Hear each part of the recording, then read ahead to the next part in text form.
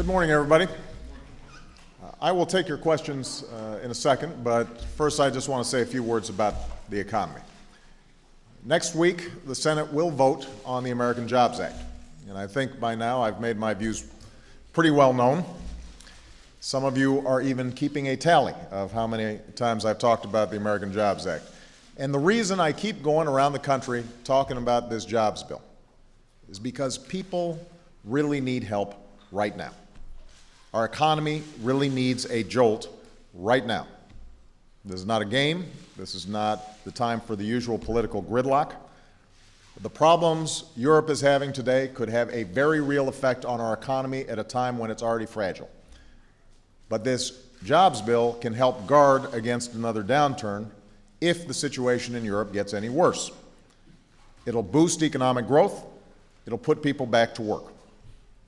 And by the way, this is not just my belief. This is what independent economists have said, not politicians, not just people in my administration. Independent experts who do this for a living have said this jobs bill will have a significant effect for our economy and for middle-class families all across America. And what these independent experts have also said is that if we don't act, the opposite will be true. There will be fewer jobs. There will be weaker growth.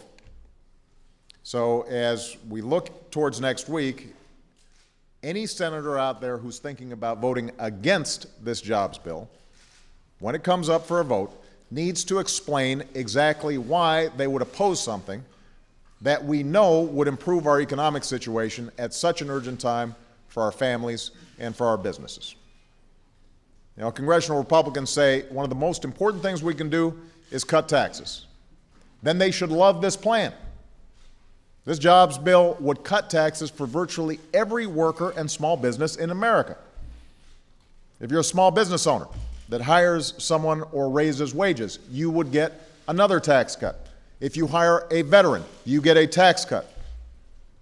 Right now, there's a small business in Ohio that does high-tech manufacturing, and they've been expanding for the past 2 years. They're considering hiring more, and this tax break would encourage them to do it. Hundreds of thousands of teachers and firefighters and police officers have been laid off because of state budget cuts. This jobs bill has funding to put a lot of those men and women back to work. It has funding to prevent a lot more from losing their job. I had a chance to meet a young man named Robert Barrows. He's an English teacher in Boston who came to the White House a few weeks ago. He's got 2 decades of teaching experience. He's got a master's degree. He's got an outstanding track record of helping his students make huge gains in reading and writing. In the last few years, he's received 3 pink slips because of budget cuts. Why wouldn't we want to pass a bill that puts somebody like Robert back in the classroom teaching our kids? Some of you were with me when we visited a bridge between Ohio and Kentucky that's been classified as functionally obsolete. That's a fancy way of saying it's old and breaking down. We've heard about bridges in both states that are falling apart, and that's true all across the country. In Maine, in Maine, there is a bridge that is in such bad shape that pieces of it were literally falling off the other day. And meanwhile, we've got millions of laid-off construction workers who could right now be busy rebuilding roads, rebuilding bridges, rebuilding schools. This jobs bill gives them a chance to get back to work rebuilding America. Why wouldn't we want that to happen? Why would you vote against that? The proposals in this bill are not just random investments to make work jobs. They are steps we have to take if we want to build an economy that lasts. If we want to be able to compete with other countries for jobs that restore a sense of security to middle-class families. And to do that, we've got to have the most educated workers. We have to have the best transportation and communications networks. We have to support innovative small businesses. We've got to support innovative manufacturers. Now, what's true is we've also got to rein in our deficits and live within our means, which is why this jobs bill is fully paid for by asking millionaires and billionaires to pay their fair share. And some see this as class warfare. I see it as a simple choice. We can either keep taxes exactly as they are for millionaires and billionaires, with loopholes that lead them to have lower tax rates in some cases than plumbers and teachers, or we can put teachers and construction workers and veterans back on the job. We can fight to protect tax cuts for folks who don't need them and weren't asking for them, or we can cut taxes for virtually every worker and small business in America, but we can't afford to do both. That's the choice that's going to be before the Senate. There are too many people hurting in this country for us to do nothing. And the economy is just too fragile for us to let politics get in the way of action. We've got a responsibility to the people who sent us here. So I hope every senator thinks long and hard about what's at stake when they cast their vote next week. All right, with that, I will take your questions, and I will start with Ben Feller of Associated Press. Thank you very much, Mr. President. I'd like to ask you about two economic matters. Federal Reserve Chairman Bernanke warned Congress this week that the economic recovery is close to faltering. Do you agree? And secondly, on your jobs bill, the American people are sick of games, and you mentioned games in your comments. They want results. Wouldn't it be more productive to work with Republicans on a plan that you know could pass Congress, as opposed to going around the country talking about your bill and singling out and calling out Republicans by name? Well, first of all, with respect to the state of the economy, there is no doubt that growth has slowed. I think people were much more optimistic at the beginning of this year.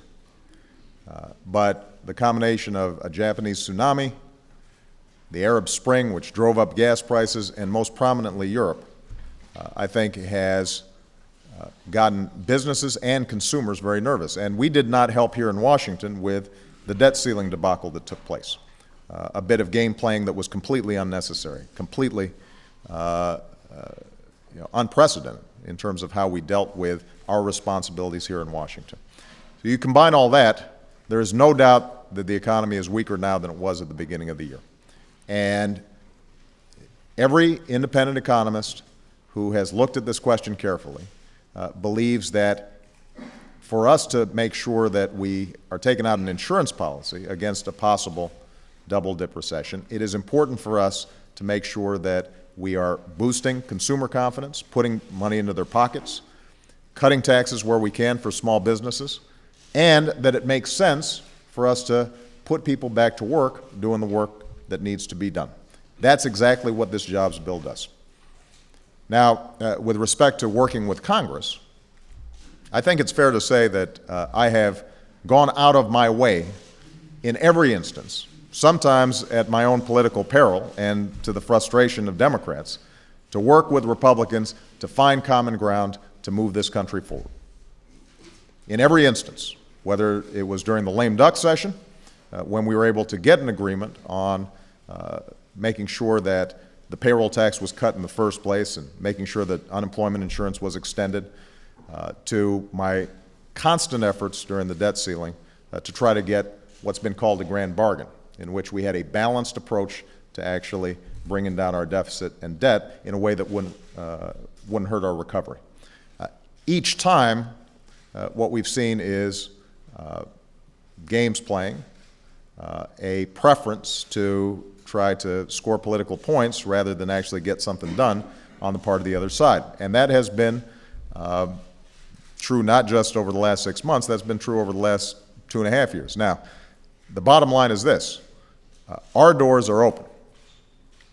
And what I've done over the last several weeks is to take the case to the American people so that they understand what's at stake.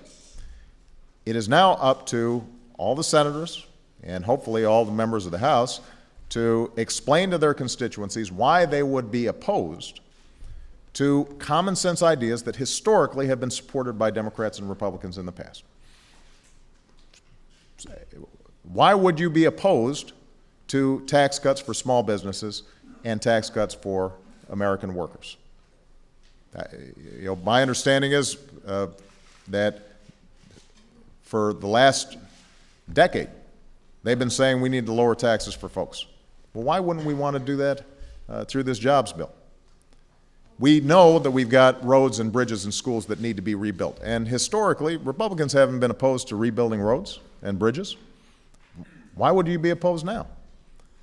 We know that the biggest problem that we've had in terms of unemployment over the last several months has not been in the private sector. It's actually been layoffs of teachers and cops and firefighters. We've created over 2 million jobs in the private sector, 1 million jobs this year alone in the private sector, but in the public sector, we keep on seeing these layoffs having an adverse effect on economies in states all across the country. Why wouldn't we want to make sure that those teachers are in the classroom teaching our kids? So here's the bottom line. My expectation and hope is that everybody will vote for this jobs bill because it reflects those ideas that traditionally have been supported by both Democrats and Republicans. If it turns out that there are Republicans who are opposed to this bill, they need to explain to me, but more importantly to their constituencies and the American people, why they're opposed and what would they do. We know that this jobs bill, based on independent analysis, could grow the economy almost an additional 2%. That could mean an additional 1.9 million jobs. Do they have a plan that would have a similar impact? Because if they do, I'm happy to hear it. But I haven't heard them offer alternatives that would have that same kind of impact, and that's what we need right now. You know, a lot of the problems that this economy is facing are problems that predate the financial crisis. Middle-class families seeing their wages and their incomes flat, despite rising costs for everything from health care to a college education. And so folks have been struggling, not just for the last 3 years, they've been struggling for over a decade now. And at a time when so many people are having such a hard time, we have to have an approach, we have to take action that is big enough to meet the moment. And what I've heard from Republicans is, well, we're agreeing to do these trade bills. That's great. I'm in favor of those trade bills, and I'm glad they're passing. But that's not going to do enough to deal with the huge problems we have right now with respect to unemployment. You know, we passed patent legislation. That was bipartisan work. I'm thrilled that we were able to get Republicans and Democrats to work together on that. But that is a long-term issue for our economic competitiveness. It's not putting Americans to work right now. So the bottom line is this, Ben. If next week senators have additional ideas that will put people back to work right now and meet the challenges of the current economy, we are happy to consider them. But every idea that we put forward are ones that traditionally have been supported by Democrats and Republicans alike. And I think it's important for us to have a vote on those ideas because I believe that it's very hard to argue against them. And if Mr. McConnell chooses to vote against it, or if members of his caucus choose to vote against it, I promise you we're going to keep on going, and we will put forward, maybe piece by piece, each component of the bill. And each time they're going to have to explain why it is that they'd be opposed to putting teachers back in the classroom or rebuilding our schools or giving tax cuts to middle-class folks and giving tax cuts to small businesses. Do you think the recovery is close to faltering? I think that if we don't take action, then we could end up having more significant problems than we have right now. And some of it's just simple math. The payroll tax cut that we passed is set to expire. The jobs plan includes an extension of the payroll tax cut. Now, if that is not extended, then that is over $1,000 out of the pockets of the average American family at a time when they're already feeling a severe pinch. That means they're going to be spending less. That means businesses are going to have less customers, and that's going to have an adverse effect on an economy that is already weaker than it should be. Okay. Chuck Todd. Thank you, Mr. President. Before I get to my question, Do we assume by how you're talking about the bill in the Senate that you are okay with the change and how to pay for it, the surtax, the 5.6% surtax on millionaires? We've always said that we would be open to a variety of ways to pay for it. We put forward what we thought was a solid approach to paying for the jobs bill itself. Keep in mind, though, that what I've always said is that not only do we have to pay for the jobs bill, but we also still have to do more in order to reduce the debt and the deficit. So the approach that the Senate is taking, I'm comfortable with in order to deal with the jobs bill. We're still going to need to reform this tax code to make sure that we're closing loopholes, closing special interest tax breaks, making sure that the very simple principle, what we call the Buffett rule, which is that millionaires and billionaires aren't paying lower tax rates than ordinary families, that's in place. So there's going to be more work to do with respect to making our tax system fair and just and promoting growth. But in terms of the immediate action of getting this jobs bill passed, I'm fine with the approach that they're taking. My question has to do with your powers of persuasion. During the debt ceiling debate, you asked for the American public to call members of Congress, and switchboards got jammed. You have done a similar thing while going around the country doing this, talking to members of Congress. There's not the same reaction. You're not hearing about phones being jammed. Talking to one member of Congress, he told me there's a disillusionment he's concerned about with the public, that maybe they just don't believe anything can get done anyway. Are you worried about your own powers of persuasion and maybe that the American public's not listening to you anymore? Well, no, what we've seen is the American people respond very enthusiastically to the specific provisions of the jobs bill. They are very skeptical about Congress's ability to act right now, and that's understandable. The American people are very frustrated. They've been frustrated for a long time. They don't get a sense that folks in this town are looking out for their interests. They get a sense that folks in this town are thinking about their own jobs, their own careers, their own advancement, their party interests. And so if the question is, Chuck, are people feeling cynical and frustrated about the prospects of positive action in this city? Absolutely. And I can go out there and make speeches, but until they actually see action, some of that cynicism is going to be there. As you said during the debt ceiling debate, a very solid majority, I think up maybe even higher than 70%, agreed with the approach that I talked about, which was we should have a balanced approach to deficit reduction. And what the American people saw is that Congress didn't care. Not just what I thought, they didn't care about what the American people thought. They had their own agenda. And so if they see that over and over again, that cynicism is not going to be reduced until Congress actually proves their cynicism wrong by doing something that would actually help the American people. This is a great opportunity to do it. This is a great opportunity to do it. Keep in mind, if the American Jobs Bill passes, we're still going to have challenges. We're still going to have to make sure that we've got the best education system in the world, because that is going to be critical for our long-term competitiveness and creating good, solid middle-class jobs. We're still going to have to keep investing in basic research and science. We're still going to have to make sure that we do even more on infrastructure. I mean, what's contained in the American Jobs Bill doesn't cover all the roads and bridges and infrastructure that needs to be improved around the country.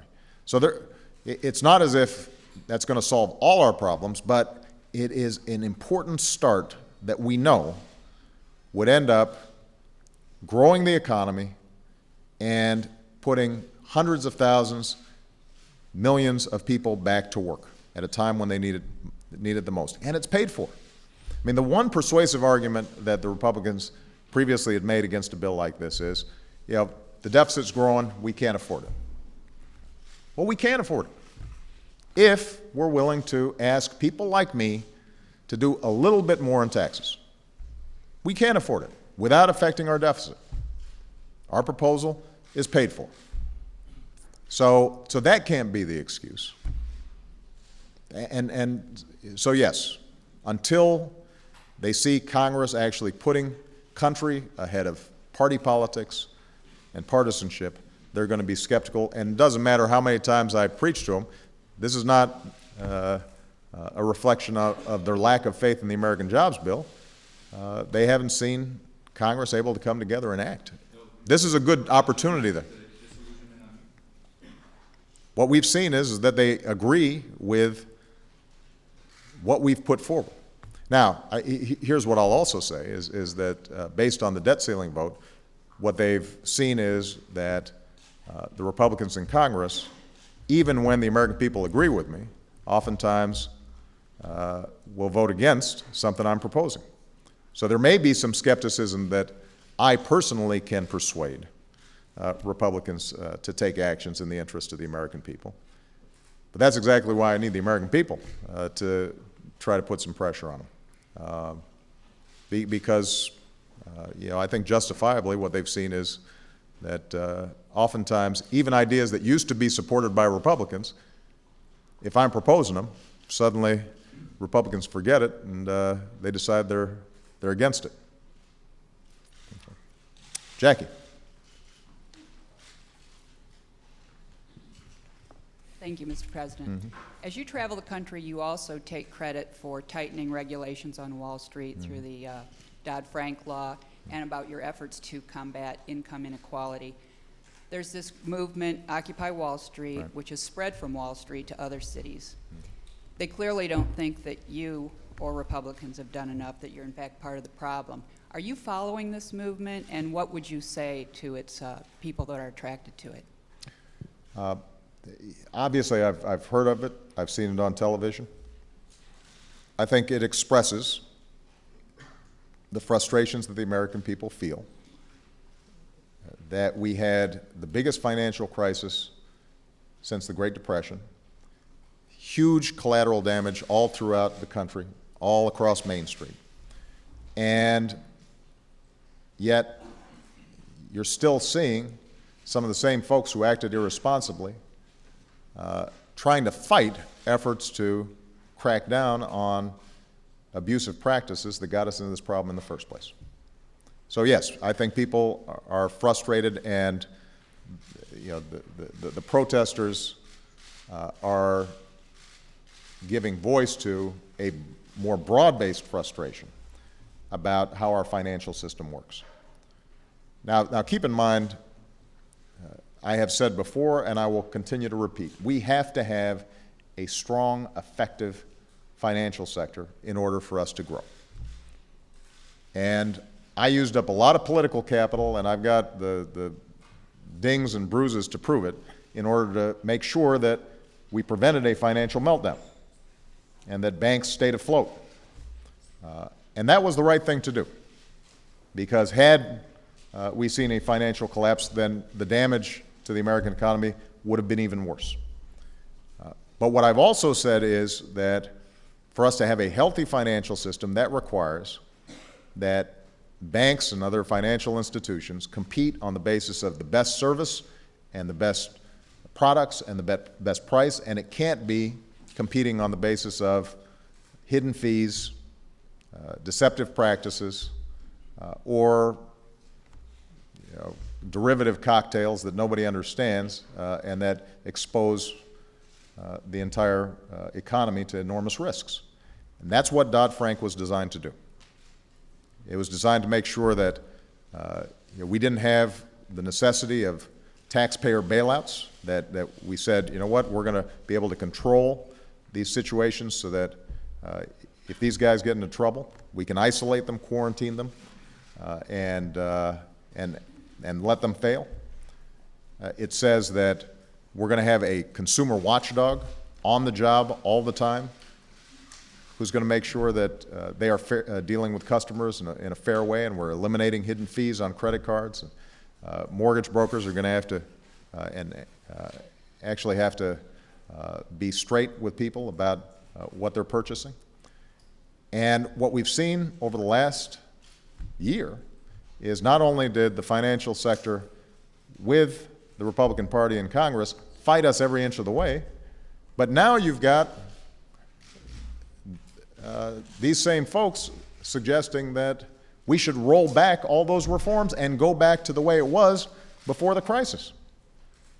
Today, my understanding is we're going to have a hearing on Richard Cordray, who is my nominee to head up the Consumer Financial Protection Bureau. He would be America's chief consumer watchdog when it comes to financial products.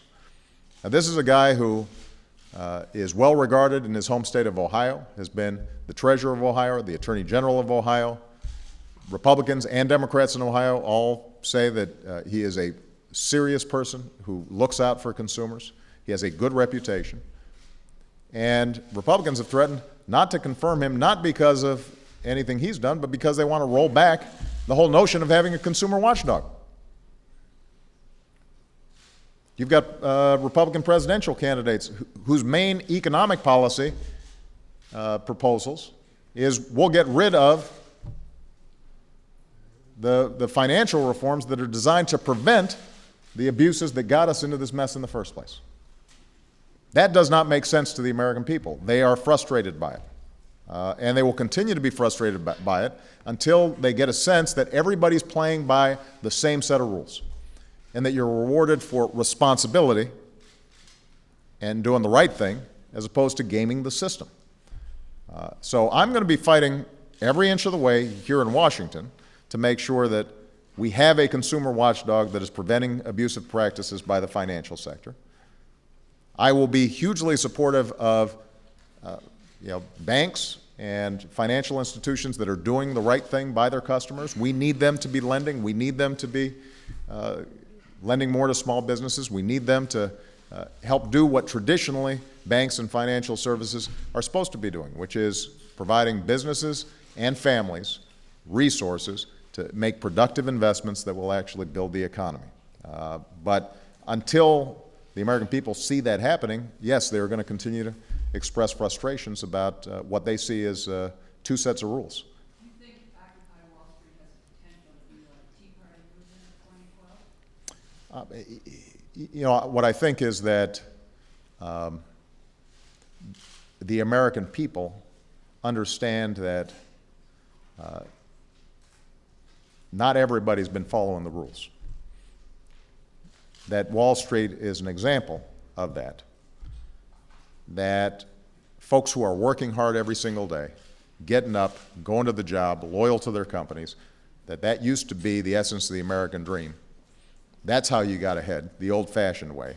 And these days, a lot of folks who are doing the right thing aren't rewarded, and a lot of folks who aren't doing the right thing are rewarded. And that's going to express itself politically in 2012 and beyond until people feel like, once again, we're getting back to some old-fashioned American values in which, if you're a banker, then you are making your money by making prudent loans to businesses and individuals to build plants and equipment and hire workers that are creating goods and products that are building the economy and benefiting everybody. Jake Tapper.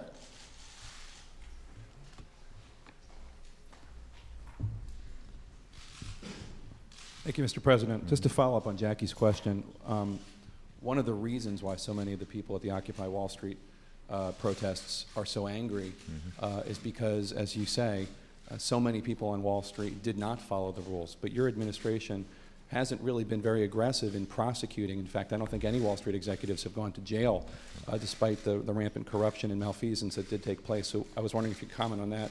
And then just as a separate question, as you're watching the Solyndra and Fast and Furious controversies play out, I'm wondering if it gives you any pause about any of the decision-making going on in your administration. Some of the emails that Democrats put out indicating that people at the Office of Management and Budget were concerned about the Department of Energy. Some of the emails going on and with the Attorney General saying he didn't know about the details of Fast and Furious. Are you worried at all about how your administration is running? Well, first on the issue of prosecutions on Wall Street. One of the biggest problems about the collapse of Lehman's and the subsequent financial crisis and the whole subprime lending fiasco is that a lot of that stuff wasn't necessarily illegal. It was just immoral or inappropriate or reckless. That's exactly why we needed to pass Dodd-Frank, to prohibit some of these practices. You know, the financial sector is very creative, and they are always looking for ways to make money. That's their job. And if there are loopholes and rules that can be bent and arbitrage to be had, they will take advantage of it. So, you know, without commenting on particular prosecutions, obviously that's not my job, that's the Attorney General's job. You know, I think part of people's frustrations, part of my frustration, was a lot of practices that should not have been allowed weren't necessarily against the law, but they had a huge destructive impact. And that's why it was important for us to put in place financial rules that protect the American people from reckless decision-making and irresponsible behavior. Now, with respect to Solyndra and Fast and Furious, you know, I think I've been very clear that I have complete confidence in Attorney General Holder in how he handles his office. He has been very aggressive in going after gun running and cash transactions that are going to these transnational drug cartels in Mexico. There's been a lot of cooperation between the United States and Mexico on this front. He's indicated that he was not aware of what was happening in Fast and Furious. Certainly I was not, and I think both he and I would have been very unhappy if somebody had suggested that guns were allowed to pass through that could have been prevented by the United States of America. He's assigned an Inspector General to look into how exactly this happened, and I have complete confidence in him, and I've got a complete confidence in the process to figure out who, in fact, was responsible for that decision and how it got made. Solyndra, this is a loan guarantee program that predates me, that historically has had support from Democrats and Republicans as well. And the idea is pretty straightforward. If we are going to be able to compete in the 21st century, then we've got to dominate cutting-edge technologies. We've got to dominate cutting-edge manufacturing. Clean energy is part of that package of technologies of the future that have to be based here in the United States if we're going to be able to succeed. Now, the loan guarantee program is designed to meet a particular need in the marketplace, which is a lot of these small startups, they can get angel investors, they can get several $1 million to get a company going, but it's very hard for them to then scale up, particularly if these are new cutting-edge technologies. It's hard for them to find private investors. And part of what's happening is China and Europe, other countries, are putting enormous subsidies into these companies and giving them incentives to move offshore. Even if the technology was developed here in the United States, they end up going to China because the Chinese government say, we're going to help you get started, we'll help you scale up, we'll give you low-interest loans or no-interest loans, we will give you siting, we will do whatever it takes for you to get started here. And that's part of the reason why a lot of technologies that developed here, we've now lost the lead in. Solar energy, wind energy. And so what the loan guarantee program was designed to do was to close that gap and say, let's see if we can help some of those folks locate here and create jobs here in the United States. Now, we knew from the start that the loan guarantee program was going to entail some risk, by definition. If it was a risk-free proposition, then we wouldn't have to worry about it. But the overall portfolio has been successful. It has allowed us to help companies, for example, start advanced battery manufacturing here in the United States. It's helped to create jobs.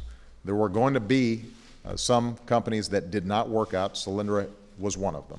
But the process by which the decision was made was on the merits. It was straightforward. And of course there were going to be debates internally, when you're dealing with something as complicated as this.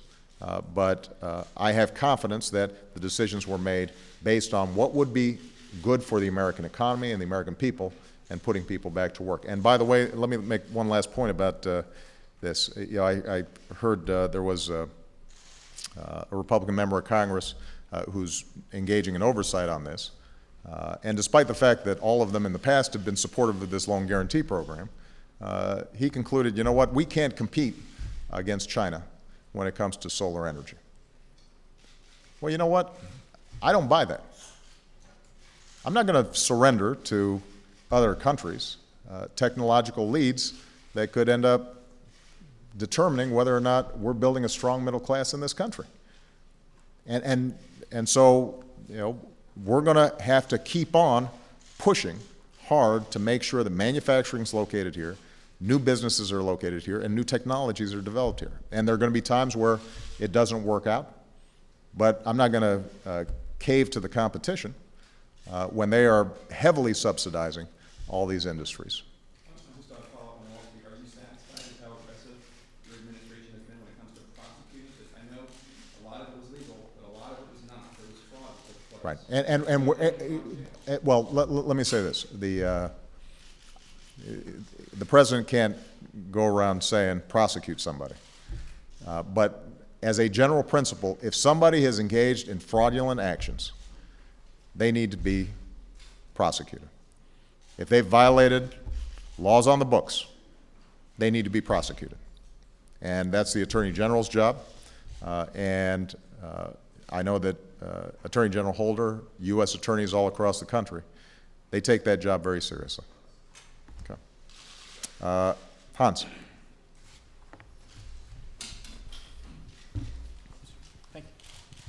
Thank you, Mr. President. You just spoke of the need for banks to start lending. You talked earlier about how creative they can be in chasing profit. And yet earlier in the week you said that banks, quote, don't have some inherent right to just, get a certain amount of profit. He also said in that interview that you can stop them. How do you plan on stopping them from charging this $5 fee or whatever the fee is? And do you think that your government has a right to dictate how much profits American companies make? I absolutely do not think that. I was trying to make a broader point, which is that people have been using financial regulation as an excuse to charge consumers more, right? I mean, basically the argument they've made is, well, you know what, this hidden fee was prohibited, and so we'll find another fee to make up for it. Now, they have that right, but it's not a good practice. It's not necessarily fair to consumers, and my main goal is to make sure that we've got a consumer watchdog in place who is letting consumers know what fair practices are, making sure that transactions are transparent, and making sure that banks have to compete for customers based on the quality of their service and good prices. Now, the frustrating thing that we have right now is that you've got folks over in Congress, Republicans, who said that they see their role as eliminating any prohibitions on any practices for financial companies. And I think that's part of the frustration that the American people feel, because they've just gone through a period in which they were seeing a bunch of hidden fees, rate hikes that they didn't know about, fine print that they could not understand. That's true for credit cards, that's true for mortgages. It contributed to overall weakness in the economy. And yes, I think it is entirely appropriate for the government to have some oversight role to make sure that consumers are protected. So banks and any business in America can price their products any way they want. That's how the free market works. As long as there's transparency and accountability and consumers understand what they're getting, and there are going to be instances where a policy judgment is made that, you know what, there's certain practices that just aren't fair. And you know, that's how the market's always operated. So is it your understanding consumer financial protection to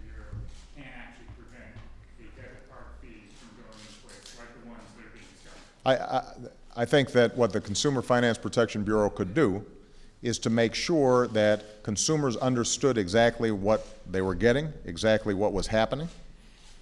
And I think that Congress could make determinations with respect to whether or not a certain practice was fair or not. Okay. David Nakamura. Thank you, Mr. President. Just following up on Jake's question about Solyndra. The loan program, guaranteed loan program that you talked about was giving out $38 billion in guaranteed loans and promised to save or create 65,000 jobs, green jobs, and clean energy. And there's been reports even that actually only 3,500 new jobs have been created in that industry.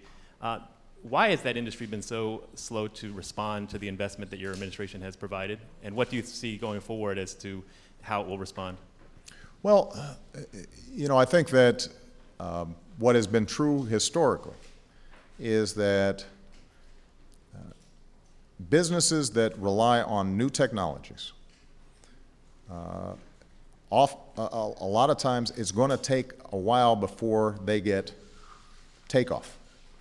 And there are a lot of upfront investments that have to be made in research and capital and so forth, a lot of barriers for companies that are trying to break in. Keep in mind that clean energy companies are competing against traditional energy companies. And you know, traditional energy is still cheaper in a lot of ways. The problem is it's running out, it's polluting, and we know that demand is going to keep on increasing, so that if we don't prepare now, if we don't invest now, if we don't get on top of technologies now, we're going to be facing 20 years from now China and India having 1 billion new drivers on the road, the trend lines in terms of oil prices, coal, et cetera, going up, the impact on the planet increasing, and we're not just going to be able to start when all heck is breaking loose and say, boy, we better find some new energy sources. So in the meantime, we've got to make these investments, but that makes it more difficult for a lot of these companies to succeed. What's also a problem, as I said, is that other countries are subsidizing these industries much more aggressively than we are. Hundreds of billions of dollars the Chinese government is pouring into the clean energy sector, partly because they're projecting what's going to happen 10 or 20 years from now. So, look, I have confidence in American businesses and American technology and American scientists and entrepreneurs being able to win that competition. We are not going to be duplicating the kind of system that they have in China, where they are basically state-run banks giving money to state-run companies and ignoring losses and ignoring bad management. But there is a role to play for us to make sure that these companies can at least have a fighting shot. And it does mean that there are going to be some that aren't successful, and it's going to be an uphill climb for some. And obviously, it's very difficult for all companies right now to succeed when the economy is as soft and as weak as it is. Some reports with Solyndra in particular that investors, Solyndra warned your administration that a government-backed loan of $500 million in that company might not be a wise use of taxpayers' money. In retrospect, do you think that your administration was so eager for Solyndra to succeed that it missed some of the critical warnings? I will tell you that even for those projects under this loan guarantee program that have ended up being successful, there are those in the marketplace who have been doubtful. So, I mean, there's always going to be a debate about whether this particular approach to this particular technology is going to be successful or not. And all I can say is that the Department of Energy made these decisions based on their best judgment about what would make sense.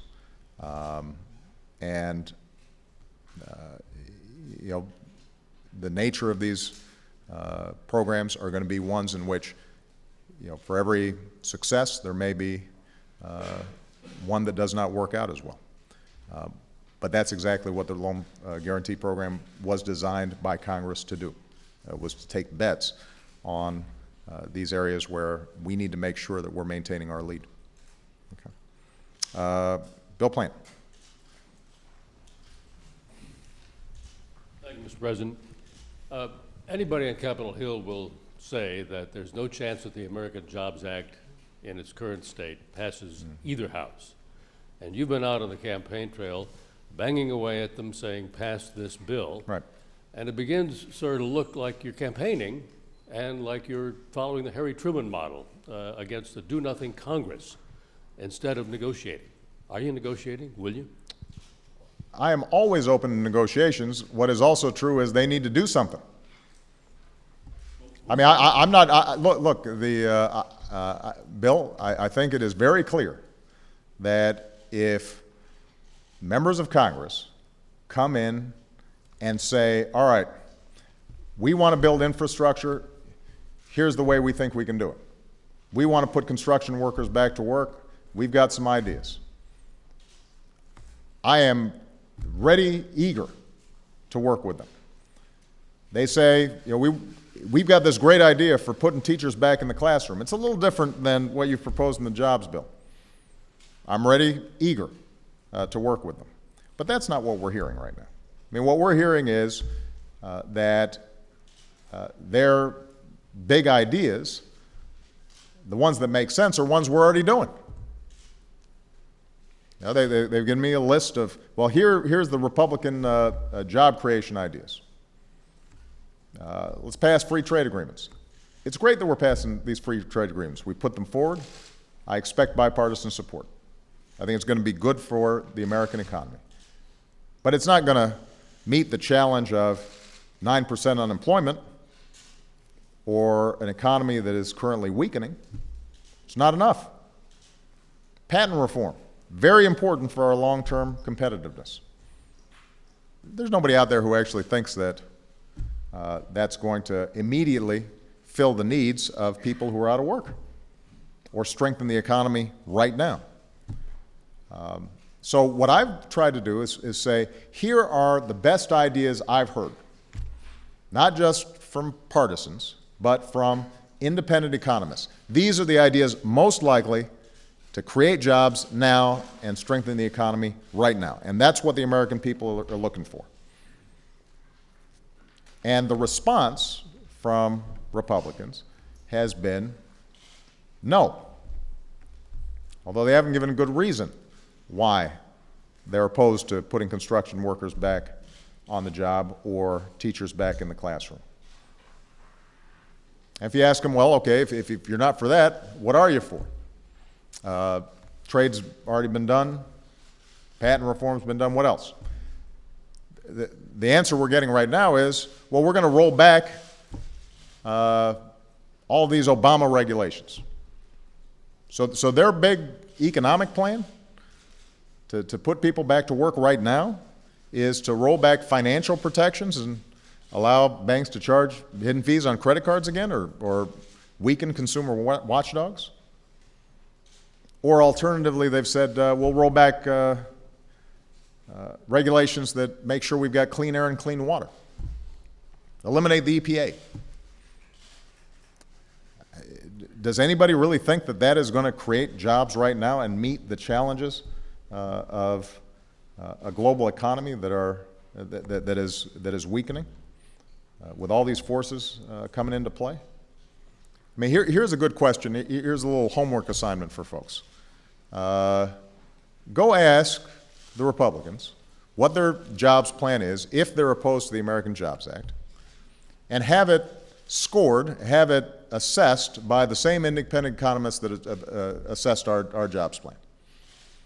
These independent economists say that we could grow the economy as much as 2%, and as many as 1.9 million workers would be back on the job.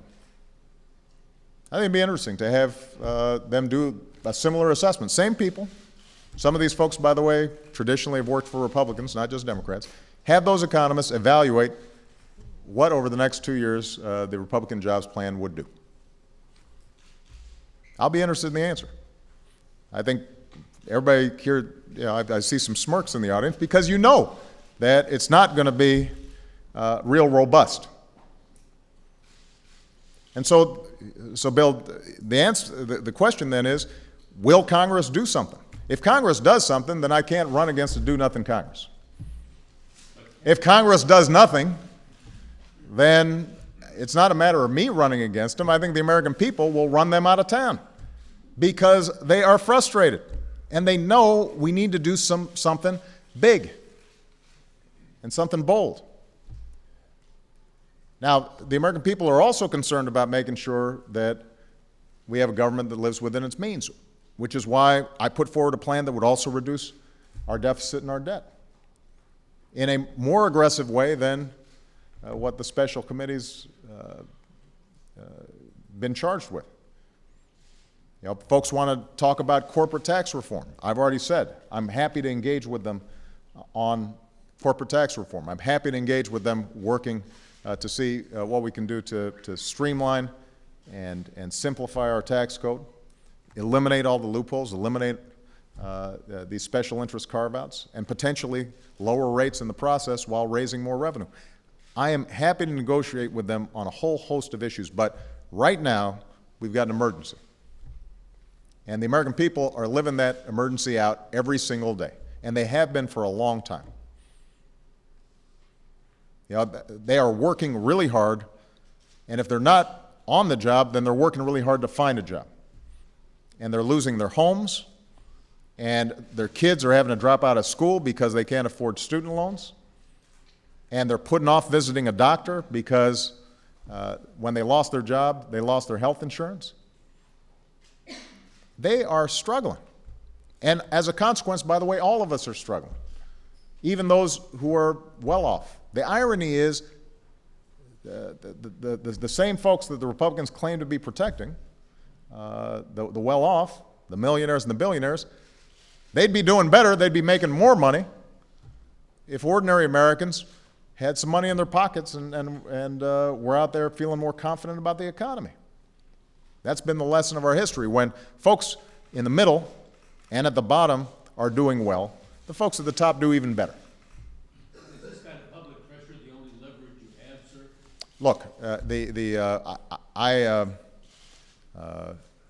we have a democracy, and right now John Boehner is the Speaker of the House, and Mitch McConnell is the Republican leader, and you know, all I can do is make the best arguments and mobilize the American people so that they're responsive. So far, they haven't been responsive to not just me, but public opinion. We saw that during the debt ceiling vote. But we're just going to keep on making the case. But I guess what I'm saying, though, here, Bill, is, and I said this when I made my speech at the joint session, the election is 13, 14 months away. I would love nothing more than to not have to be out there campaigning because we were seeing constructive action here in Congress. That's my goal. That's what I'm looking for. But I'm also dealing with a Republican majority leader who said that his number one goal was to beat me, not put Americans back to work, not grow the economy, not help small businesses expand, but to defeat me. And he's been saying that now for a couple of years. So, yeah, I've got to go out and enlist the American people to see if maybe he'll listen to them if he's not listening to me. Matt Spitolnik. Where's Matt? There we go. Thank you, Mr. President. One question on the economy and one on foreign policy. First of all, the Senate has taken up today a bill aimed at pressuring China to let its currency rise. What's your position on that bill? Would you veto or sign it should it hit your desk? On the foreign policy front, do you agree with Admiral Mullen's accusation that Pakistan's intelligence agency has used the Haqqani network as a virtual arm? And what, if any, consequences, up to and including a cutoff of aid, would you be willing to consider?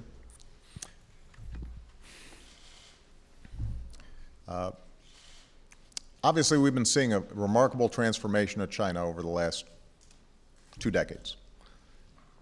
And it's helped to lift millions of people out of poverty in China. We have stabilized our relationship with China in a healthy way. But what is also true is that China has been very aggressive in gaming the trading system to its advantage and to the disadvantage of other countries, particularly the United States. And I have said that publicly, but I've also said it privately to Chinese leaders. And currency manipulation is one example of it, or at least intervening in the currency markets in ways that have led their currency to be valued lower than the market would normally dictate. And that makes their exports cheaper, and that makes our exports to them more expensive. So we've seen some improvement, some slight appreciation over the last year, but it's not enough. It's not just currency, though. We've also seen, for example, intellectual property, technologies that were created by U.S. companies with a lot of investment, a lot of upfront capital, taken, not protected properly by Chinese firms. And we've pushed China on that issue as well. Ultimately, I think that you can have a win-win trading relationship with China. I'm very pleased that we're going to be able to potentially get a trade deal with South Korea. But I believe what I think most Americans believe, which is trade is great as long as everybody's playing by the same rules. Now, the legislation that is being presented in Congress is an effort to get at that. My main concern, and I've expressed this to Senator Schumer, is whatever tools we put in place, let's make sure that these are tools that can actually work, that they're consistent with our international treaties and obligations. I don't want a situation where we're just passing laws that are symbolic, knowing that they're probably not going to be upheld by the World Trade Organization, for example, and then suddenly U.S. companies are subject to a whole bunch of sanctions. I think we've got a strong case to make, but we've just got to make sure that we do it in a way that's going to be effective. Last point is my administration's actually been more aggressive than any in recent years in going after some of these practices. We've brought very aggressive enforcement actions against China for violations in the tire case, for example, where it's been upheld by the World Trade Organization that they were engaging in unfair trading practices. And that's given companies here in the United States a lot of relief. So my overall goal is I believe U.S. companies, U.S. workers, we can compete with anybody in the world. I think we can make the best products, and a huge part of us winning the future, a huge part of rebuilding this economy on a firm basis that's not just reliant on maxed out credit cards and a housing bubble and financial speculation, but is dependent on us making things and selling things. I am absolutely confident that we can win that competition. But in order to do it, we've got to make sure that we're aggressive in looking out for the interests of American workers and American businesses, and that everybody's playing by the same rules, and that we're not getting cheated in the process. That is a term of art. So, the Treasury Secretary, I've got to be careful here. It's his job to make those decisions. But it's indisputable that they intervene heavily in the currency markets, and that the RMB, their currency, is lower than it probably would be if they weren't making all those purchases in the currency markets to keep the RMB lower. With respect to Pakistan, I have said that my number one goal is to make sure that Al-Qaeda cannot attack the U.S. homeland and cannot affect U.S. interests around the world. And we have done an outstanding job, I think, in going after directly al-Qaeda in this border region between Pakistan and Afghanistan. We could not have been as successful as we have been without the cooperation of the Pakistan government. And so on a whole range of issues, they have been an effective partner with us. What is also true is that for our goal of being able to transition out of Afghanistan and leave a stable government behind, one that is independent, one that is respectful of human rights, one that is democratic, that Pakistan, I think, has been more ambivalent about some of our goals there. And, I think that they have hedged their bets in terms of what Afghanistan would look like. And part of hedging their bets is having interactions with some of the unsavory characters who they think might end up regaining power in Afghanistan after coalition forces have left. What we've tried to persuade Pakistan of is that it is in their interest to have a stable Afghanistan, that they should not be feeling threatened by a stable, independent Afghanistan. We've tried to get conversations between Afghans and Pakistans going more effectively than they have been in the past. But we've still got more work to do. And there is no doubt that there's some connections that the Pakistani military and intelligence services have with certain individuals that we find trouble. And I've said that publicly, and I've said it privately to Pakistani officials as well.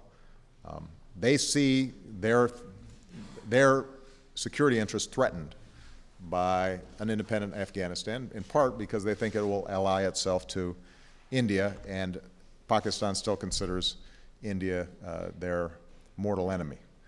Part of what we want to do is actually get Pakistan to realize that a peaceful approach towards India would be in everybody's interests and would help Pakistan actually develop, because one of the biggest problems we have in Pakistan right now is poverty, illiteracy, a lack of development,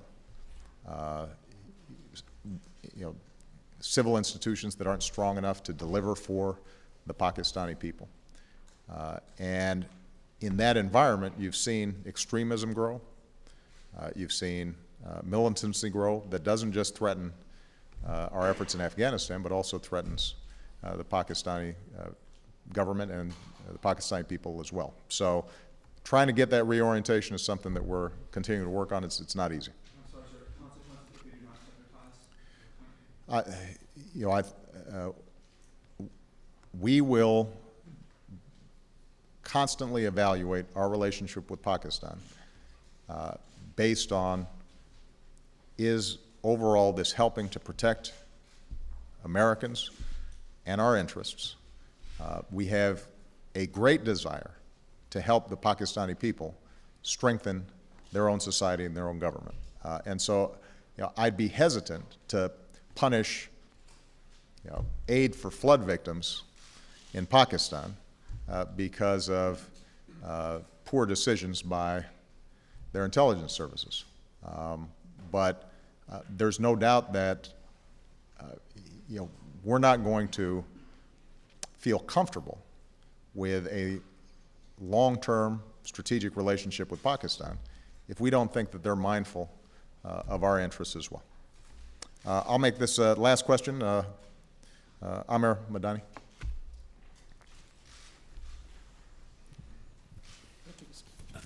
Thank you, Mr. President. Caught you by surprise, huh? Yeah, you did. What should European leaders do to resolve the sovereign debt crisis going forward? And second, how risky is this continued situation to the U.S. economy?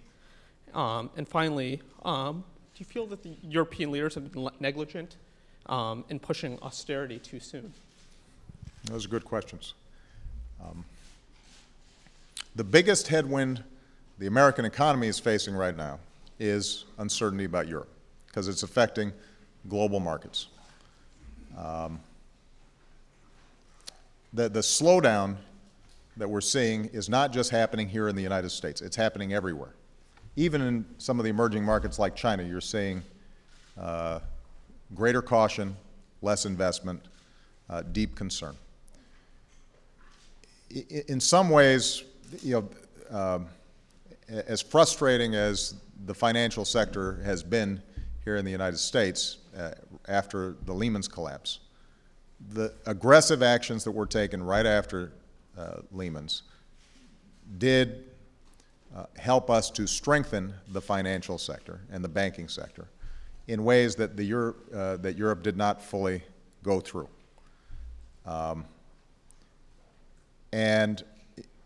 Uncertainty around Greece and their ability to pay their debts runs on in the capital markets on the debt that many of these southern European countries have been facing, as well as Ireland and Portugal. All that's put severe strain on the world financial system. I speak frequently with Chancellor Merkel and President Sarkozy. They are mindful of these challenges. I think they want to act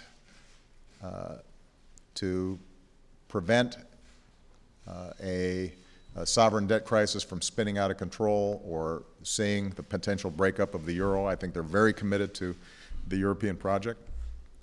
But their politics is tough because essentially they've got to get agreement with not only their own parliaments, they've got to get agreement with 20 parliaments or 24 parliaments or 27 parliaments. And engineering that kind of coordinated action is very difficult. But what I've been seeing over the last month is a recognition by European leaders of the urgency of the situation.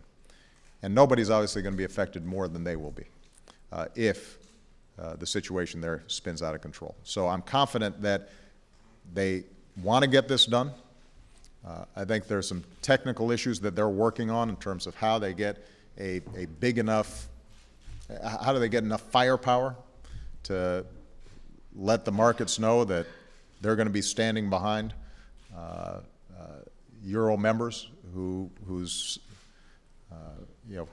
may be in a weaker position. But they've got to act fast. And we've got a G20 meeting coming up in November. My strong hope is that by the time of that G20 meeting, that they have a very clear, concrete plan of action that is sufficient to the task. It will have an effect. It's already having an effect here in the United States. It will continue to have an effect on our economy because the world is now interconnected in ways that it's never been before. And that's one of the biggest challenges that we have post-2008, after this financial crisis, is that America has always been, well, over the last 20 years, has been the engine for world economic growth. We were the purchasers of last resort. We were the importers of last resort. We would stimulate our economies, and our American consumers would buy stuff around the world. And so if they got into trouble, they could always say, well, we're going to sell to the U.S. Well, we're now going through a situation where families are cutting back and trying to reduce their debts. Businesses are more cautious. And the U.S. government obviously has its own fiscal challenges. I mean, we've got to make sure that we're living within our means, although we've got to do it gradually and not in ways that immediately affect a fragile economy. So what that means is Europe is not going to be able to export its way out of this problem. They're going to have to fix that problem. And part of the goal that I've been trying to promote for the last 2 years, and I'll repeat at the G20, is more balanced economic growth worldwide. We've got to get into a posture where the U.S. is always going to be a big market, and we're going to welcome goods from all around the world, but we've also got to be selling goods around the world. We can't just be, running up our debt in order to help other folks' economies. We've got to have, as not only families, our businesses, and our government, we've got to make sure that we're being prudent and we're producing here in the United States. And by the way, that's what's going to create strong middle-class jobs here in the United States. I think part of what's going on for the country generally is this sense of, you know what, a lot of that debt that had been built up prior to 2008, that we were living on borrowed time because the underlying fundamentals of the economy weren't as strong as they needed to be. And that's why not only do we have to put Americans back to work now, but we've also got to keep on reforming our education system so it's producing the highest skilled graduates in the world. That's why we've got to keep on investing in basic research and science. That's why we've got to make sure that we're rebuilding our infrastructure. That's why we've got to have a smarter energy policy, because that's a huge source of us having to import from other countries instead of being able to export to other countries. All those things are going to be important, and all those things are going to be challenging. They're going to be hard. But right now, we've got the problem of putting people back to work. That's why Congress needs to pass this jobs bill. And last point I'll make, if Bill's right and everybody on Capitol Hill is cynical and saying there's no way that the overall jobs bill passes in its current form, we're just going to keep on going at it. I want everybody to be clear. My intention is to insist that each part of this, I want an explanation as to why we shouldn't be doing it. Each component part. Putting people back to work, rebuilding our roads, putting teachers back in the classroom, tax cuts for small businesses and middle-class families, tax breaks for our veterans. We will just keep on going at it and hammering away until something gets done. And I would love nothing more than to see Congress act so aggressively that I can't campaign against them as a do-nothing Congress. All right? Thank you very much, everybody.